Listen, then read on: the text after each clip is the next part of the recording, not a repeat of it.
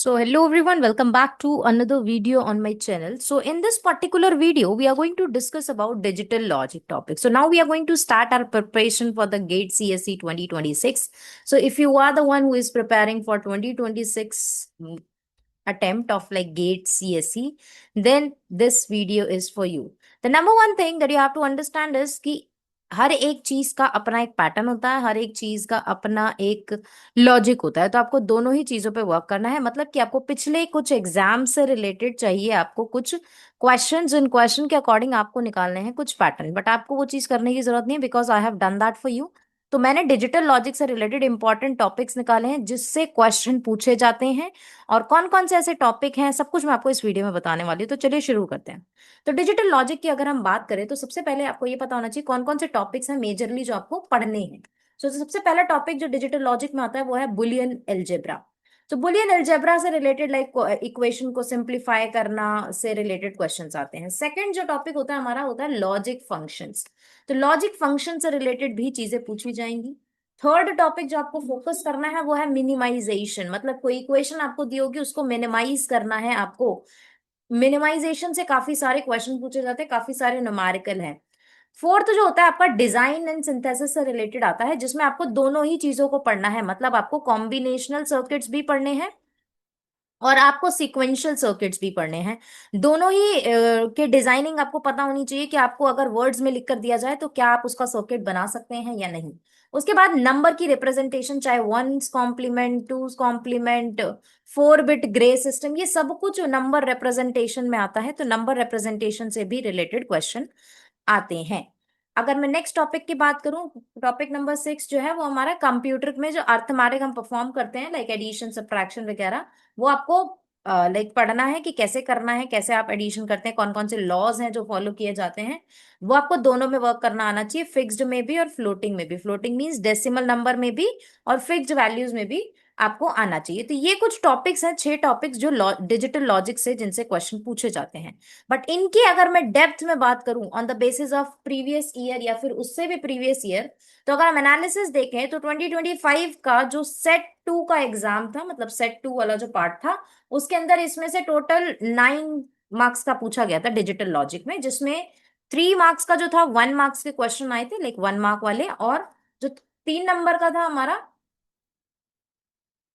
जो 3 क्वेश्चन थे वो 2 मार्क्स के आए थे। मतलब 3 1 मार्क्स के, जिसको मिलाकर 9 नंबर का टोटल डिजिटल लॉजिक से पूछा गया था। अगर मैं वही सेट 1 की बात करूं तो सेम था, बट उसमें 6 नंबर का पूछा गया था। मतलब कि 1 नंबर वाले 2 क्वेश्चन आए थे और 2 नंबर वाले भी 2 क्वेश्चन आए थे, जिसकी वजह से वो 6 नंबर का डिजिटल लॉजिक से सेट 1 में पूछा गया था। तो ऑन एन एवरेज आप देख सकते हैं कि मतलब इतने नंबर का तो आपसे डिजिटल लॉजिक का आएगा ही, जिसमें आपको इक्वेशन को सॉल्व करना, मिनिमाइजेशन, ये सारे टॉपिक्स आपको कवर करने हैं। अगर हम 2024 में भी देखें तब भी 6 6 नंबर के क्वेश्चंस डिजिटल लॉजिक से आए थे। 2023 में अगर मैं बोलूँ तो 2023 में 8 मार्क्स का आया था। तो ये एनालिसिस आपको पता होना चाहिए ताकि आप ऑन एन एवरेज देख सके कि किस टॉपिक का कितना वेटेज है, जिससे आपको लर्निंग में भी इजी रहेगा। अब मैं बात करती हूँ इन डेप्थ टॉपिक की कि एग्जैक्टली पढ़ना क्या क्या है। सारे टॉपिक्स को आप पढ़ेंगे that's okay, but specific topic पे फोकस करना ताकि आप ज्यादा से ज्यादा न्यूमेरिकल सॉल्व कर सके, ज्यादा से ज्यादा न्यूमेरिकल प्रैक्टिस कर सके। तो आपको ये इंपॉर्टेंट टॉपिक्स पता होने चाहिए, जैसे पीओएस से रिलेटेड एंड एसओपी से related, it mean sum of product and product of sum से रिलेटेड क्वेश्चंस आते हैं। उसके बाद आपने पढ़ा होगा मैपिंग के बारे में, इससे रिलेटेड क्वेश्चन एक ना एक तो जरूर ही आएगा। ये तो आप एक तरीके से स्टार कर लो कि इससे रिलेटेड क्वेश्चन आना ही आना है। तो आपको ये मैपिंग जरूर पता होनी चाहिए। उसके बाद स्विचिंग फंक्शन, कि आपको एक इक्वेशन दिया है उसको स्विच करना है। आपको लेट किया गया है कि लेट दिस इज एक switching equation kind of things. तो स्विचिंग इक्वेशन, स्विचिंग फंक्शन से रिलेटेड चीजें आती हैं। अब गेट से रिलेटेड आपसे पूछा जाता है कि इस पर्टिकुलर गेट में कौन सा लॉ फॉलो होता है, किस लॉ को फॉलो करके कौन सा गेट बनाया जाता है। तो ये कुछ गेट की नॉलेज आपके पास होनी चाहिए। यूनिवर्सल गेट्स कैसे वर्क करते हैं, इनका सर्किट क्रिएट करने के लिए कितने गेट्स की जरूरत है, तो आपको ये पता होना चाहिए। मतलब कि गेट लॉजिक तो आपको पता ही होना चाहिए, साथ में आपको ये पता होना चाहिए minimum number of requirement, like minimum number of gates required to create something, required to create circuit, required to create any kind of a structure like buffers or something, तो वो आपको पता होना चाहिए। उसके बाद सिंप्लीफाई इक्वेशन, जो मैंने आपको स्टार्टिंग में बताया, सिंप्लीफाई इक्वेशन तो आएगी ही आएगी। काफी सारे एग्जांपल्स मैं आपको इस चीज के दे सकती हूँ, will talk about in depth, but अभी के लिए ये याद रखना कि ये टॉपिक्स आपको जरूर जरूर पढ़ने हैं, क्योंकि ये तो वेरी इंपॉर्टेंट वाले टॉपिक हो गए, और ये तो खासकर ये हो गया। इसके बाद एक ये जो मैंने सिंप्लीफाई इक्वेशन बोला, ये तो आएंगे ही आएंगे। इसके बाद अगर मैं बोलूं तो आपको बुलियन इक्वेशन के बारे में भी पता होना चाहिए, कैसे आप बुलियन इक्वेशंस को सॉल्व करेंगे।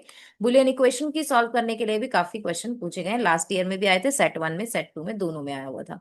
उसके बाद अगर मैं बोलूं 4 bit gray code, generally one's complement two's complement direct question हो जाता है, तो इसलिए वो नहीं पूछा जाता है, तो 4 बिट ग्रे कोड आपसे जरूर पूछा जाएगा। 4 बिट ग्रे कोड का जनरली मैंने देखा है पैटर्न में कि वो आता ही आता है। उसके बाद जो नेक्स्ट है कि ट्रुथ टेबल आपको दी होगी, आपको बोला गया होगा कि ये ट्रुथ टेबल है, आप मुझे इसका क्या बताओ, इसका मुझे बुलियन फंक्शन बताओ कि इस ये ट्रुथ टेबल किस बुलियन फंक्शन की है। तो ये भी क्वेश्चन आता है। ये आपका नौवा टॉपिक है जो मैं आपको सजेस्ट कर रही हूँ कि आपको आना चाहिए। उसके बाद एक टॉपिक आता है विच इज लाइक, एक टाइप का क्वेश्चन आता है जिसमें आपको दिया जाता है कि ये एक बुलियन एक्सप्रेशन है, ठीक है, ये बुलियन एक्सप्रेशन जो है इक्विवेलेंट है।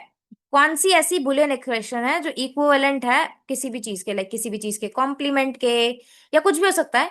तो इक्विवेलेंट वाले क्वेश्चन आते हैं। तो 10th जो आपका मोस्ट इंपॉर्टेंट चीज है वो यही है कि बुलियन एक्सप्रेशन जो इक्विवेलेंट होते हैं जिस चीज के, वो आपको पता होना चाहिए।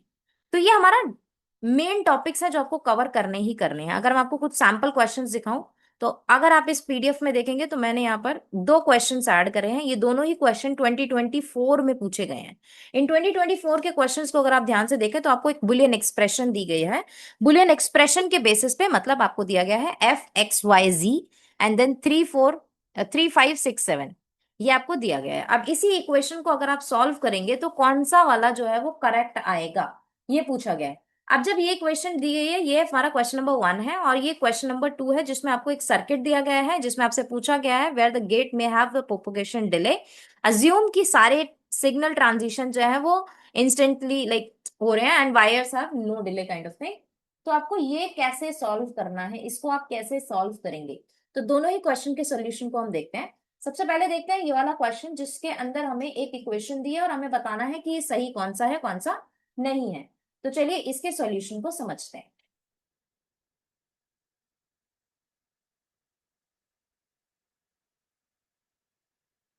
ओके, जब हमें इक्वेशन दिए तो हमने क्या करना है, हमने इसको निकालना है with the max term function. अब मैक्स टर्म फंक्शन क्या कहता है, मैक्स टर्म फंक्शन कहता है कि एक्स वाई जी को आप कंसीडर करो कुछ वैल्यूज से।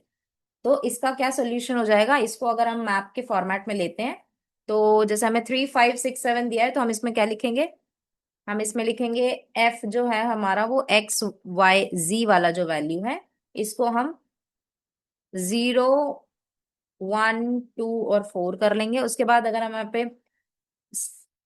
मैप बनाते हैं तो क्या हो जाएगा, यहाँ पे 0 4 1 3 2, let's say 1 2 3 4, and I am writing 5 7 6, because हमें क्या क्या वैल्यू दी है, हमें 3 दी है, 5 दी है, और हमें 6 और 7। तो हम ये तीनों वैल्यू ले लेंगे, तो 3 5 6 7 एंड देन 5 ऑल्सो। तो हम ये क्या करेंगे, 1 1 1 1, ये चारों वैल्यूज हमने ले लिए हैं, तो मतलब ये हमारे पास वैल्यूज ऑलरेडी गिवन है। तो इसकी मैपिंग के थ्रू देखें तो हमारा क्या होता है, यहाँ पे y और z होता है, यहाँ पर x होता है।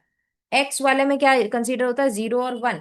अब इन 0 और 1 के अकॉर्डिंग इधर 0 0 0 1 0 1 1, इधर 1 0। अब इसको अगर हम सिंप्लीफाई करेंगे तो क्या आएगा, इधर वाली तरफ से देखें तो ये हमारा क्या हो जाएगा, ये YZ है, और ये वाली तरफ से अगर हम देखें नीचे 5 7 6 को, तो ये हमारा XY है। इसको इंडिविजुअली देखेंगे तो XG है। तो मतलब हमारी फाइनल वैल्यू क्या आएगी, इन तीनों का सम YZ XY और XZ। तो मतलब हमारा करेक्ट आंसर क्या हो जाएगा, XYZ is equal to this, that means B इसका करेक्ट आंसर है। पर आपको ये पता होना चाहिए बुलियन एक्सप्रेशन को इस फॉर्मेट में कैसे रिप्रेजेंट करते हैं। जब आपको इसकी रिप्रेजेंटेशन पता होगी तो आप इजीली उसका स्ट्रक्चर क्रिएट कर सकते हैं। स्ट्रक्चर क्रिएट करने के बाद वैल्यूज अपने आप आ जाती हैं, करेक्ट। क्योंकि अगर मैं इसको बड़े फॉर्मेट में आपको बना के दिखाऊं तो आपको जल्दी समझ में आएगा, क्योंकि अगर आपको बुलियन एक्सप्रेशन को इस फॉर्मेट में लिखना आता है तो ही आएगा, पहली बात तो समझ में।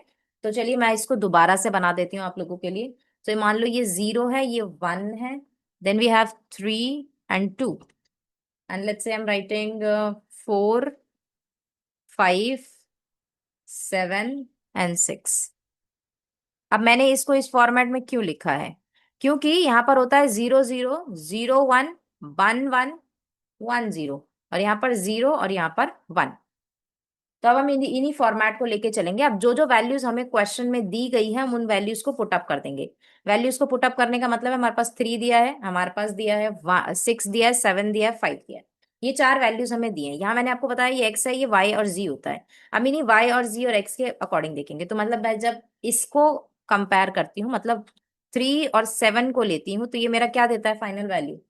ये मुझे क्या देता है? मेजरली किस में है? ये वाई में है, मतलब वाई जी में है। तो ये वाई जी हो जाएगा। उसके बाद मैं क्या करती हूँ? इसको क्लब अप करती हूँ। तो जब मैं इसको क्लब अप करती हूँ तो ये हमारा क्या देता है? ये हमें देता है एक्स और वाई, ये हमें देता है एक्स और, ये इंडिविजुअली हमें क्या देगा? एक्स और जी। क्योंकि ये 1 है, ये भी 0 1 है, इन दोनों के अकॉर्डिंग देखें तो हमारी जी 3 वैल्यूज आ गई। इन्हीं तीनों का एडिशन जो है हमारा वो फाइनल वैल्यू हो गई।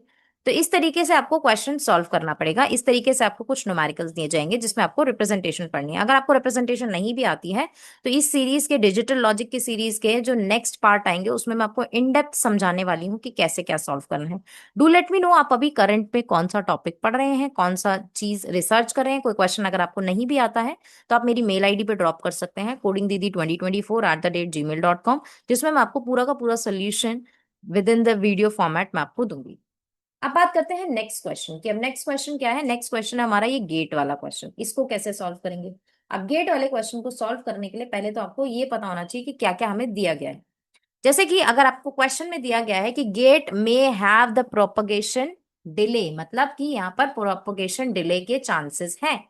तो अगर प्रोपगेशन डिले है फॉर विच गेट, कौन कौन से गेट यूज हुए हैं हमारे क्वेश्चन में? यूज हुए हैं नॉट गेट और एंड गेट। और हमें बताया है कि प्रोपगेशन डिले भी हो सकता है, मे हैव प्रोपगेशन डिले, तो हमें कंसीडर करना पड़ेगा। तो अगर प्रोपगेशन डिले है, इफ नो, लेट्स से अभी मान लेते हैं नो है, ठीक है, मतलब नहीं है प्रोपगेशन डिले, तो इसका मतलब क्या है? इसका मतलब तो ये है कि हमेशा जो एक इनपुट हम एंड गेट को देंगे वो 0 होगा। अगर प्रोपगेशन डिले नहीं है तो एक इनपुट जो हम देंगे, मतलब ये जो एक्स जा रहा है एंड गेट को, वो 0 होगा। अगर ये 0 है तो दूसरा क्या हो जाएगा? नॉट गेट है, नॉट गेट क्या होता है? उल्टा होता है। तो ये 1 हो जाएगा, मतलब एंड गेट के पास 0 और 1 टाइप ऑफ इनपुट जा रहे हैं। मतलब ये कुछ इस तरीके से ग्राफ को क्रिएट करेगा। 0 दिया है हमने, 1 दिया है, उसके बाद नॉट गेट का अपोजिट जो होगा हमारा वो 1 होगा। तो मैं इसको 1 लिख देती हूँ, ये हमारा 1 हो गया। तो ये हमारा कुछ इस तरीके से सर्किट हो जाएगा। यहाँ पर हमारा 1 जा रहा है, यहाँ पर हमारा 0 जा रहा है, क्योंकि हमने एंड गेट को कंसीडर किया। अगर हम दूसरे इनपुट से देखें तो आउटपुट भी हमेशा 0 आएगा, क्योंकि हमने इम्प्लीमेंट कॉम्प्लीमेंट हो जाता है यहाँ पर। उसके बाद अगर हम वाई की बात करें तो वाई में भी सेम चीज होगी। और अगर हम इसको नोट करने की कोशिश करें तो हमारा कुछ ग्राफ इस तरीके से आएगा, मतलब 0 1 एंड इसका कॉम्प्लीमेंट जो होगा वो 1 हो जाएगा। तो मतलब आउटपुट y जो आएगा वो लॉजिक 1 आएगा, जिसमें एक स्मॉल वो होगा। तो इसमें क्या लिखा है? हमारे पास कुछ ऑप्शंस दिए गए हैं। कुछ ऑप्शंस के अकॉर्डिंग क्या है? ऑप्शंस हमें क्या कह रहे हैं? अगर नो प्रोपगेशन है तो आउटपुट जो होगा वो हमेशा 0 होगा। Correct. With no propagation delay the output y is always logic 0। एक ये करेक्ट है हमारा, और दूसरा हमारा क्या करेक्ट है? दूसरा हमारा करेक्ट है डी। क्योंकि अगर हम प्रोपगेशन डिले देखें, क्योंकि इसमें लिखा है क्वेश्चन में, which of the following statement about the circuit is and are correct, मतलब दो आंसर भी करेक्ट हो सकते हैं। तो जिसके लिए मैं आपको बता दूं, पहला वाला अगर नो प्रोपगेशन वाले केस में, क्योंकि मे हैव लिखा है, राइट, तो मे हैव के अकॉर्डिंग प्रोपगेशन डिले, तो मतलब वाई लॉजिक 0 हो जाएगा, क्योंकि अगर हम यहाँ 0 दे रहे हैं या 1 दे रहे हैं, एंड लॉजिक हमारा वाई को क्या देगा? 0 दे देगा। अगर हम विद प्रोपगेशन डिले देखें, जो मैं विद प्रोपगेशन डिले की बात कर रही हूँ, तो विद प्रोपगेशन डिले में तो आउटपुट जो होगा वो ट्रांजिट करेगा लॉजिक 0 से टू लॉजिक 1, जिसमें हम ये अज्यूम करते हैं कि गेट के पास कुछ ना कुछ डिले तो आ ही रहा है, सम स्मॉल टाइम इंटरवल में चेंज आ रहा है। तो ये हमारा लास्ट वाला जो हमारा वो करेक्ट हो जाएगा। तो लॉजिक 1 से 0 की तरफ लेके जाते, wait, it should be 0 to 1, so it means answer हमारा सी करेक्ट है। तो हमारा ए और सी जो हमारे फाइनल आंसर है, क्योंकि हम लॉजिक 0 से 1 की तरफ प्रोपगेट करते हैं, क्योंकि हमने लॉजिक 0 एज अ इनपुट जाएगा अगर हम प्रोपगेशन, नो प्रोपगेशन में बात करते हैं तो। और अगर हम प्रोपगेशन में बात करते हैं तो आउटपुट लॉजिक 1 जो है हमारा कंसीडर किया जाएगा। तो ये हमारा दो आंसर ऑप्शन जो है करेक्ट है। सो हम नेक्स्ट वीडियो में बात करेंगे इन डेप्थ कैसे हम एक एक का टॉपिक को लेकर सॉल्व करेंगे, फॉर्मूलाज जानेंगे, क्या लॉज होते हैं, क्या इन डेप्थ पॉइंट है, क्या की पॉइंट्स हैं, सब कुछ हम डिस्कस करेंगे। तब तक के लिए हैप्पी लर्निंग, स्टे ट्यून।